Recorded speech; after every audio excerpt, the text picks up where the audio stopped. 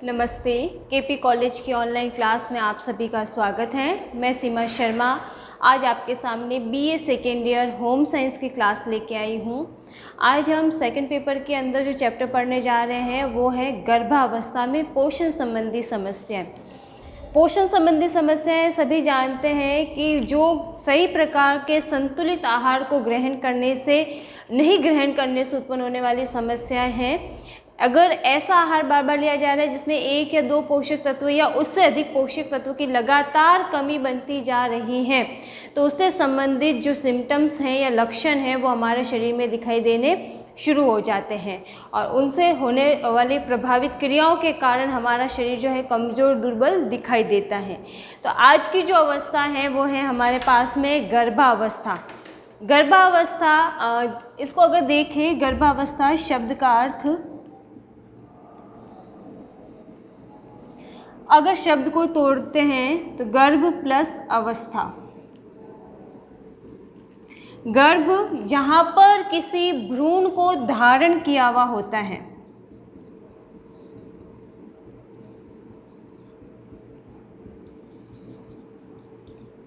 ठीक है, यानी कि भ्रूण को धारण करने वाली जो अवस्था है, जब बच्चा माँ के शरीर के अंदर होता है तो उस अवस्था को कहा जाता है गर्भावस्था। अब ये अवस्था अगर देखी जाए तो ये होती है 9 माह 7 दिन 40 सप्ताह भी कह सकते हैं या फिर 280 दिन के लगभग। नॉर्मली हम लोग गर्भावस्था को कहते हैं 9 माह का समय होता है। 9 माह के बाद में एक शिशु का जन्म हो जाता है, जो चाहे संतति बालक हो चाहे बालिका रहे, तो उस संतति की उत्पत्ति 9 माह के बाद होती है। तो इसको 9 माह के अनुसार भी काउंट किया जा सकता है, 40 सप्ताह की अवस्था भी कहा जा सकता है या 280 दिन के लगभग की अवस्था भी इसको कहा जा सकता है। अब कब से कब तक होती है गर्भधारण की अवस्था? जब माँ के गर्भ में भ्रूण का धारण हो जाता है, यानी कि एक निषेचित अंडाणु का निर्माण होता है माँ के शरीर में, शुक्राणु का निर्माण होता है पुरुष के अंदर। जब शुक्राणु अंडाणु से निषेचित हो जाते हैं और वही निषेचित अंडाणु माँ के गर्भाशय में पहुँचता है और गर्भाशय में लगभग 1 सप्ताह तक वो स्वतंत्र रूप से घूमता ही रहता है और 1 सप्ताह के पश्चात वो माँ के गर्भ की दीवार से जुड़ जाता है।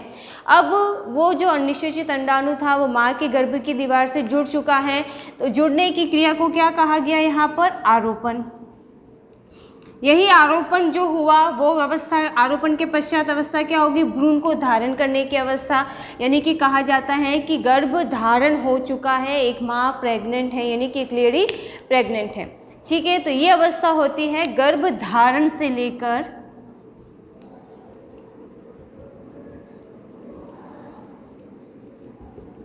शिशु जन्म तक। अब शिशु में अगर देखा जाए बालक भी हो सकता है चाहे बालिका भी हो सकती है, ठीक है। उसके बाद आता है कि जब ये 9 माह 7 दिन का समय है तो उसमें कुछ समस्याएं महिलाओं को भुगतनी पड़ती हैं या बार बार उनके अंदर ये लक्षण देखने को मिलते हैं। जैसे एक सामान्य सा लक्षण है वो होता है जी मिचलाना, यानी कि उल्टी होना। जी मिचलाना, जैसे हम कई बार बोलते हैं कि जी मिचला रहा है, वैसे ये गर्भावस्था में देखने वाली एक सामान्य लक्षण है जिसमें महिला को बार बार जी मिचलाता है, उल्टी होती है, उबकाई आती है। अब जी मिचलाना जो है पोषण समस्या जिसमें पोषण प्रभावित हो रहा है, यानी कि आहार लेना, आहार को अवशोषित करना, पचाना, सब तरह की प्रक्रिया इसमें आ जाएगी, वो सभी प्रकार से प्रभावित हो रहा है। सबसे पहला आ गया जी मिचलाना, या फिर कह सकते हैं उल्टी होना। लगातार अगर देखें शुरू के जो 2 से 3 माह 4 माह का जब समय होता है तब महिलाओं को सवेरे के समय जब वह उठती हैं तो कई बार जी मिचलाने की समस्याएं देखी जाती हैं। उनको बार बार वॉमिटिंग होती है, उबकाई आती है और उनके कारण उनको बार बार शरीर से जो है जो कुछ भी वो खा रहे हैं वगैरह उसको उल्टी के रूप में शरीर से बाहर निकल जाता है। यही उल्टी की समस्या अगर लंबे समय तक रहेगी तो क्या हो जाएगी, पोषण संबंधी समस्या के रूप में दिखाई देगी, जिसमें क्या होगा, उसका पोषण पूरा नहीं हो पाएगा, जो भी खाया जा रहा है वो वापस उल्टी के रूप में बाहर आ रहा है। और बार बार उल्टी होने से खनिज लवण भी शरीर से निकल रहे हैं, जल की मात्रा में कमी आ रही है, यानी कि निर्जलीकरण की स्थिति भी उत्पन्न हो जाती है। अब जी मिचला रहा है, यहाँ पर कौन सी स्थिति उत्पन्न हो जाएगी, निर्जलीकरण। निर्जलीकरण का अर्थ होता है जल की कमी, जिसको हम इंग्लिश में कहते हैं डिहाइड्रेशन हो गया, यानी कि शरीर में पानी की कमी हो गई। अब पानी की कमी हो गई यानी कि एक व्यक्ति के लिए यह हानिकारक स्थिति उत्पन्न हो चुकी है। पानी की कमी अगर लंबे समय तक बनी रहे तो एक व्यक्ति की मृत्यु भी हो सकती है, गर्भ में भ्रूण की भी मृत्यु हो सकती है। इसलिए ये एक कोई छोटी समस्या नहीं है, ये एक बहुत बड़ी समस्या भी कही गई है। दूसरा, जब जी मिचलाने की समस्या उत्पन्न होती है तो सवेरे के समय जो महिला होती हैं उनको तरल पेय पदार्थ यानी कि लिक्विड चीज़ें जैसे चाय, कॉफ़ी वगैरह है, जूस वगैरह है, शरबत है, ये सुबह के समय नहीं देना चाहिए। अगर लिक्विड पदार्थ यानी कि तरल पेय पदार्थ बार बार सुबह के समय दिया जाएगा तो तरल पेय पदार्थ सुबह लेने की वजह से उनको उल्टी की समस्या और अधिक बढ़ सकती है। इसलिए सुबह के समय उनको अगर चाय दी जा रही है तो उसके साथ 3 से 4 बिस्किट हैं, टोस्ट हैं, मठरी हैं, खारी वगैरह है, खाकरे वगैरह हैं, कुछ भी इस तरह की चीज़ें दी जानी चाहिए। कोरा बोला जाता है ना कि बिल्कुल कोरा या जैसे कि बिल्कुल प्लेन अगर उसको पानी या लिक्विड चीज़ें ना दे, उसको जो भी चीज़ें दे ठोस पदार्थ के साथ में दे, ताकि ठोस पदार्थ जो होते हैं वो जल अवशोषित करते हैं और अवशोषण के कारण उनमें जी मिचलाने की समस्या कम होती है, उल्टी की समस्या कम देखने को मिलती है। तो ये तो हो गई पहली समस्या। दूसरी समस्या देखने को मिलती है पाचन संबंधी समस्या।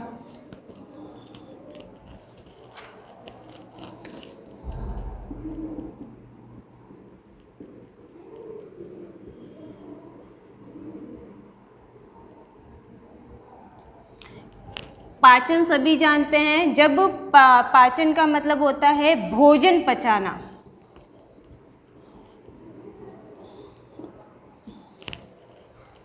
जो कि क्रिया कहाँ संपन्न होती है, आमाशय में। अब एक सिंपल सी चीज़ देखते हैं, गर्भावस्था में सभी गर्भवती महिलाओं को आपने देखा होगा, उनके गर्भाशय का आकार कुछ इस तरह से हो जाता है, ठीक है। अब बढ़ते गर्भाशय का आकार दो ही चीज़ों को प्रभावित करता है। एक तो ये गर्भाशय का आकार बढ़ चुका है, यहाँ पर क्या है, आमाशय है, यहाँ पर क्या है, फेफड़े हैं, ठीक है। सबसे पहले अपन देख रहे हैं पाचन संबंधी समस्या में, तो क्योंकि हमको पोषण संबंधी समस्या देखनी है, श्वसन की समस्या एक बार छोड़ देते हैं क्योंकि फेफड़ों का कार्य होता है श्वसन का। अब आमाशय का कार्य है भोजन पचाना। अब बढ़ता गर्भाशय का आकार है किस पे आ रहा है, आमाशय पे। अब आमाशय पे जब दबाव आएगा, भ्रूण का भार आएगा और तरल पेय पदार्थ जो कि बच्चे के चारों ओर, एक तरल पेय पदार्थ नहीं सॉरी तरल पदार्थ जिसमें बच्चा चारों ओर से ढका हुआ है, घूम रहा है, यानी कि जिस तरल में बच्चा घूमता है उस तरल का वजन वापस जिस झिल्ली से वो ढका हुआ है, माता और बच्चे का एक संबंध होता है जो कि प्लेसेंटा से जुड़े रहते हैं, वही प्लेसेंटे का वजन, उसके अलावा बच्चे माँ के गर्भाशय का बढ़ता आकार, अब ये सब किस पे आ रहा है, आमाशय पे। आमाशय पे आ गया दबाव, यानी कि आमाशय का कार्य करने का कार्य की गति क्या हो जाएगी, कम। कम क्यों होगी, क्योंकि दबाव आ रहा है, वो अपना कार्य नहीं कर पा रहा है। जब उसमें कोई प्रेशर आ रहा है तो अपना कार्य करने के लिए उस प्रेशर को हटाना बहुत ज़्यादा जरूरी है, यानी कि इसकी कार्य गति क्या हो चुकी है, धीरे हो चुकी है। अब भोजन का पाचन नहीं हो रहा है, लंबे समय से भोजन पड़ा हुआ है, HCl जो है हाइड्रोक्लोरिक अम्ल जो है वो निकल रहा है। अब तो भोजन कैसा हो जाएगा, अम्लीय हो जाएगा। कई बार ये आमाशय से भोजन वापस ग्रसनी से होता हुआ मुख तक या फिर गले तक पहुंचता है, जो कि फेफड़ों वगैरह में जलन कर देता है। तीखी जैसे खांसी, खट्टी डकारें वगैरह आती हैं, यानी कि कौन सी समस्या उत्पन्न हो गई यहाँ पर, एसिडिटी की। ठीक है, ये हो गया जब भोजन का पाचन नहीं हो पाया। अब भोजन का पाचन नहीं हो पाया तो इसको क्या कहा गया, अपच, यानी कि भोजन पचा ही नहीं। अब भोजन पच रहा है तो कब पच रहा है, जो उसको दुगुना समय लग रहा है। एक सामान्य व्यक्ति के शरीर में जल्दी भोजन पच जाता है, लेकिन यहाँ पचाने में दुगुना समय लग रहा है। लंबे समय से वो छोटी आंत से होता हुआ बड़ी आंत में पहुँच रहा है। अब बड़ी आंत में क्या हो रहा है, वापस भोजन में से जल का पुनर्अवशोषण हो गया, यानी कि जल की जो मात्रा उसमें थी वो उसमें से निकाल ली गई और अवशोषित कर ली गई, जिसकी वजह से मल क्या हो गया, कड़ा हो गया। अब वापस दबाव के कारण जो आते हैं वो शिथिल हो चुकी है, उनके जो फैलने और सिकुड़ने की प्रक्रिया होती है वो धीमी पड़ चुकी है, जिसकी वजह से जो वो मल है वो वहीं का वहीं पड़ा है, कड़ा हो चुका है। और मल त्याग करते समय काफ़ी कठिनाई भी होती है, कई बार मल द्वार पर चोट लग जाती है, जिसके कारण बवासीर वगैरह की स्थिति भी उत्पन्न हो जाती है। अब मल का लंबे समय तक पड़ा रहना क्या कहला रहा है, यहाँ पर कब्ज। अब कब्ज के साथ में अगर रक्त का भी बहाव होता है, यानी कि श्लेष्मा निकलती हैं, क्योंकि मल द्वार पर चोट लग रही है तो रक्त भी निकलता है, तो वहाँ स्थिति उत्पन्न हो जाती है क्या, बवासीर की। ठीक है, तो ये हो गया हमारा आमाशय से संबंधित उत्पन्न होने वाली समस्याएं, जिसमें पहली एसिडिटी यानी कि अपच के कारण, दूसरी कब्ज, जब भोजन का पाचन होने के बाद भी अगर मल जो है यानी कि अनुपयुक्त पदार्थ जिनके हमारे शरीर में आवश्यकता नहीं है उनका निष्कासन नहीं होगा, लंबे समय से पड़े रहेंगे, कड़े हो जाएंगे, तो यानी कि कब्ज की स्थिति उत्पन्न हो जाएगी। तो ये हो गया पाचन संबंधी समस्या। फिर आता है ये जो पाचन संबंधी समस्याएं उत्पन्न होती हैं, वो जो प्रोजेस्टेरॉन हार्मोन है उसकी अत्यधिक, जैसे कि अगर कहा जाए, स्त्रवण के कारण हो जाता है, क्योंकि गर्भावस्था में प्रोजेस्टेरॉन हार्मोन जो होता है उसका अत्यधिक स्राव होता है। अब अत्यधिक स्राव होने से क्या हो रहा है कि पेशियाँ शिथिल हो रही है, उनकी जो फैलने सिकुड़ने की क्रमानुकुंचन की जो गति है वो प्रभावित हो जाती है, जिसकी वजह से जो है अन्य जो क्रियाएँ हैं वो देखने को मिलती है, यानी कि प्रभाव दिखते हैं, एसिडिटी, अपच और कब्ज के साथ बवासीर की स्थिति। फिर तीसरी जो हमारी समस्या है पोषण संबंधी, वो है रक्त अल्पता, हाई ब्लड प्रेशर और सूजन।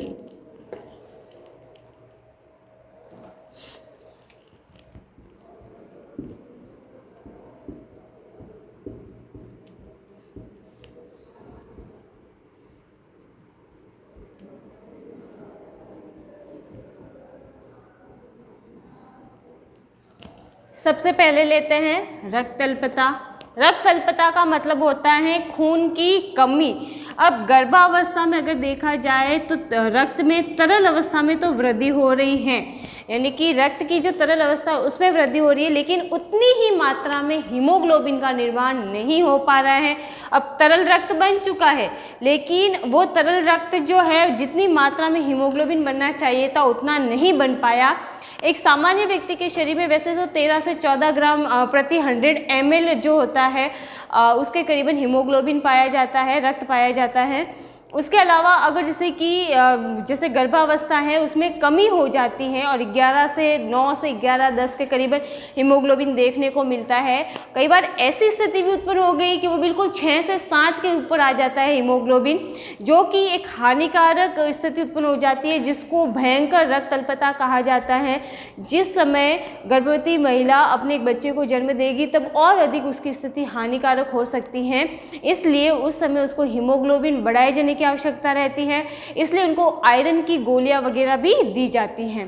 अब रक्त वारी में जो है वो तो वृद्धि हो चुकी है, रक्त में वृद्धि हो गई, यानी कि रक्त को बहने के लिए जो धक्के की आवश्यकता होगी, यानी कि रक्तचाप, रक्त को बहने के लिए धक्के की आवश्यकता होती है, उसको कहा जाता है रक्तचाप। अब रक्तचाप क्या हो जाएगा, यहाँ पर बढ़ जाएगा, उसको धक्का ज़्यादा लगेगा ताकि वो आसानी से आगे बह सके।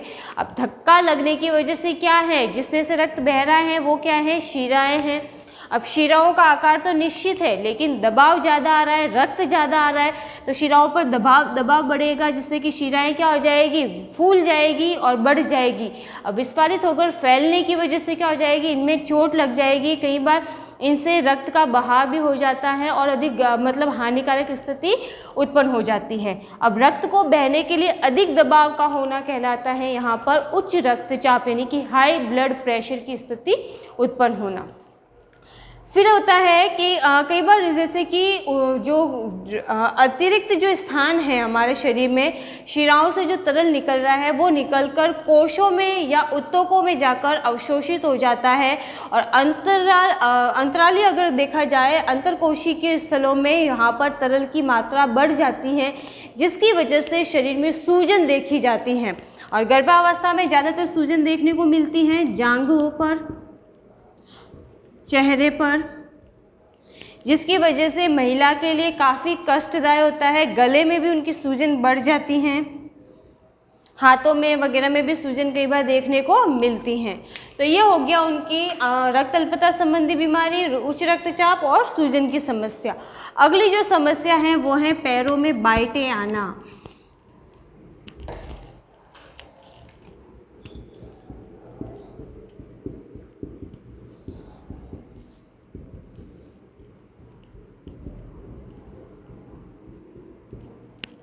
पैरों में बाइटें आने का कारण होता है जब कैल्शियम की कमी हो जाती है, तो कैल्शियम की पूरी मात्रा मांग जो है हमारे शरीर में जब पूरी नहीं हो पाती है, तो उस समय महिलाओं में क्या होता है कि जैसे कि कुछ आवश्यक खनिज लवण है उनमें भी कमी हो रही है, जिसकी वजह से उनके जो पैर हैं, पैर में जैसे तलवे वाला स्थान वगैरह है या जो पिंडली वाला स्थान है, वहाँ पर कई बार जैसे मरोड़े चलने लगती हैं और पीड़ा होने शुरू हो जाती हैं। तो ऐसी स्थिति में एक महिला को तकिया लगाकर पैरों को थोड़ा सीधा करके ऊंचाई पर रखकर बैठना चाहिए, ताकि उनमें पैरों में बाइटें को कम किया जा सके। गुनगुने तेल वगैरह से मालिश भी की जानी चाहिए ताकि उनको आसानी से राहत मिल सके। फिर अगली स्थिति उत्पन्न हो जाती है अस्थि मृत्यु।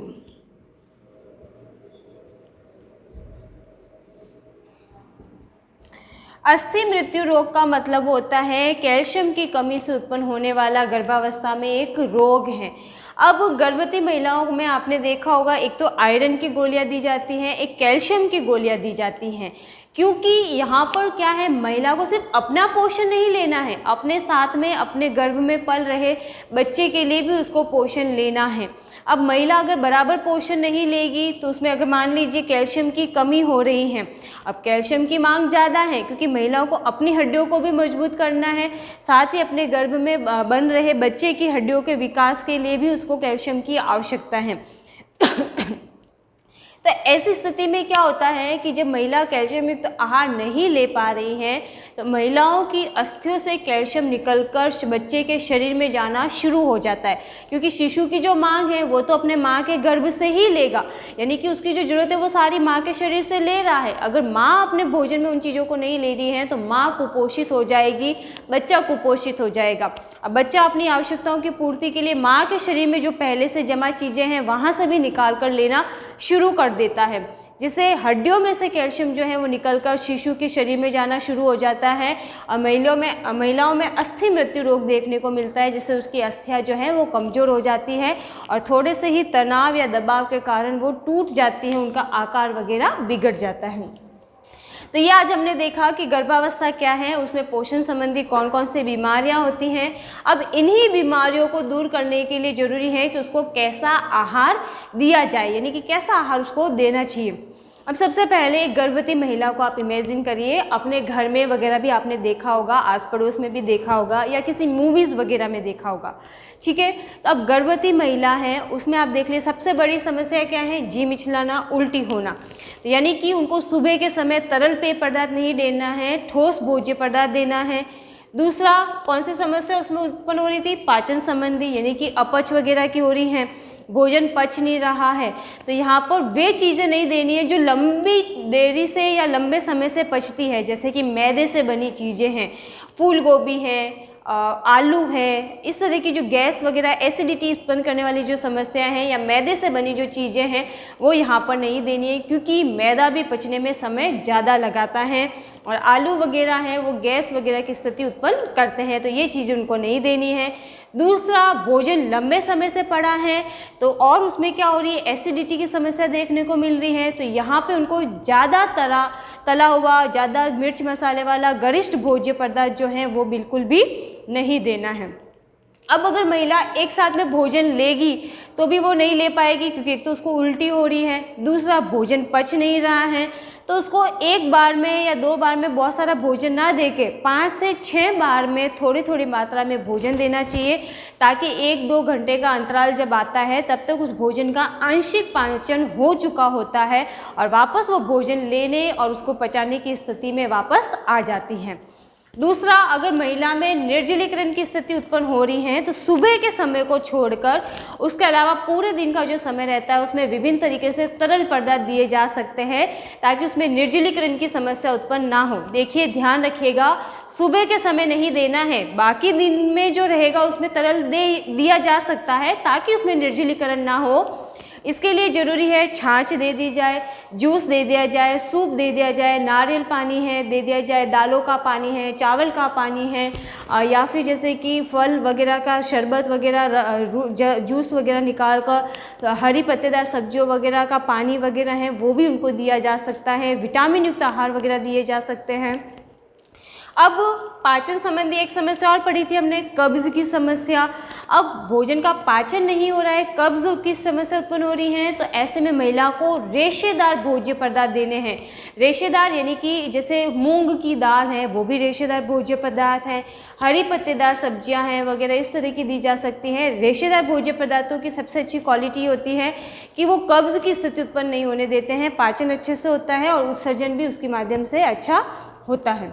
कैल्शियम की कमी ना हो, इसके लिए दूध से बनी चीज़ें, जैसे दूध से क्या क्या बनता है, दही है, छाछ है, मक्खन है, पनीर है, मलाई वगैरह है, चीज़ वगैरह है, इस तरह की चीज़ें भी उनको दी जा सकती हैं। दूसरा, महिला को खुले व्यायाम में टहलने के लिए भी उनको प्रेरित करना चाहिए, क्योंकि टहलने से क्या होता है, उनकी आंतों की क्रियाशीलता बनी रहती है जिससे भोजन का पाचन आसानी से होता है और उनमें ये जो क्रियाशीलता बनी रहने से जो आते हैं अपना कार्य जो है सुचारू रूप से कर पाती हैं। महिला को शांत वातावरण में भी रखना चाहिए, ताकि शांत वातावरण में क्या होता है, भरपेट भोजन लिया जा सकता है और अच्छे से उसका पाचन भी हो जाता है और खुशी खुशी जो मांग है बच्चे की और खुद की वो भी पूरी हो जाती है। महिलाओं को फल फ्रूट ज़्यादा दिया जाना चाहिए इस समय।